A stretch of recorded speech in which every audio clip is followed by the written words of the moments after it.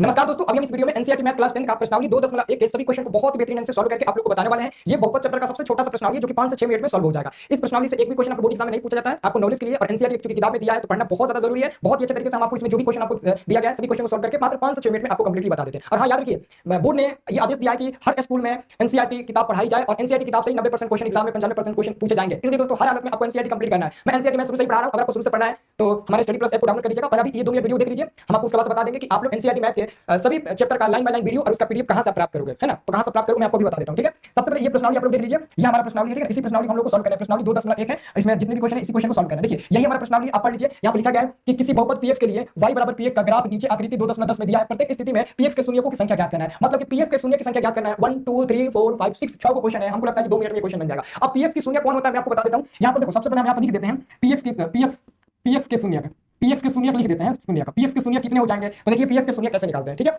देखिए बाबू, ये हमारा क्या है, y और y डैश, x डैश और x है। तो y अक्ष कौन हुआ, तो y अक्ष दोस्तों इसको बोलते हैं और x अक्ष इसको बोलते हैं दोस्तों, ठीक है ना। तो कह रहा है कि आपको px मतलब कि x अक्ष पर आपको शून्य के निर्देशांक शून्य ज्ञात करना कितने होंगे। तो दोस्तों x अक्ष आपका ये वाला है, तो क्या इस x अक्ष पर कोई रेखा यहां पर आपको दिख रहा है, कोई रेखा नहीं दिख रहा है x अक्ष पर। अगर x अक्ष पर कोई भी रेखा कहीं भी नहीं कटा हुआ दिख रहा है, मतलब कि हमारा px के पहला के शून्य 0 हो जाएंगे, क्योंकि हमारा x अक्ष पर कोनो ऐसा रेखा नहीं है जो कि ऐसे ऐसे कटा हुआ है, कहीं भी नहीं कटा हुआ दिख रहा है। तो हम कहेंगे कि px के जो पहला नंबर में शून्य होगा वो 0 हो जाएगा। और दूसरा नंबर में px के शून्य क्या होगा, दूसरा नंबर में px के शून्य, तो दूसरा नंबर क्वेश्चन में जो px के शून्य होगा आप खुद बता सकते हैं। देखिए px के शून्य कितने हो जाएंगे। अब देखिए तो हमारा यही वाला x ऑप्शन, आपको सिर्फ और सिर्फ x ऑप्शन देखना है, y ऑप्शन नहीं देखना है, क्योंकि क्वेश्चन में x ऑप्शन कहा है। तो x ऑप्शन देखेंगे तो देखिए ये जो आपका रेखा है वो y पर कटा है, फिर जाकर x पर कटा है, तो y वाला नहीं गिनेंगे, सिर्फ x वाला गिनेंगे। तो x ऑप्शन पर x वाले लकीर में कहां कहां काटा है, तो मात्र एक ही जगह ये काटा है, यहां पर मात्र एक ही जगह काटा है ना जी। ये जो लकीर है वो x पर यहीं पर काटा है और यहां पर काटा है। ये तो y वाला है, ये तो काउंट नहीं करेंगे, ये वाला काउंट करेंगे। तो x पर एक ही जगह काटा है तो शून्य 1 हो जाएगा, आसान है ना। अब यहां पर लिखिएगा px के शून्य, px के शून्य px के शून्य यहाँ पर कितना हो जाएगा शून्य। तो देखिए ये वाला लकीर है, तो एक को यहाँ पर काटा है, एक को यहाँ पर काटा है, एक को यहाँ पर काटा है और एक को यहाँ पर काटा है। ये y वाला हो जाएगा, तो y वाला हमको नहीं लेना है। अब ये वाला लेंगे 1 2 और 3, 3 जगह काटा है, तो px के शून्य को कोई संख्या यहाँ पर 3 को हो जाएगा। देखो कितना आसान हो जाएगा ना। वैसे ही आप यहाँ पर देखिएगा,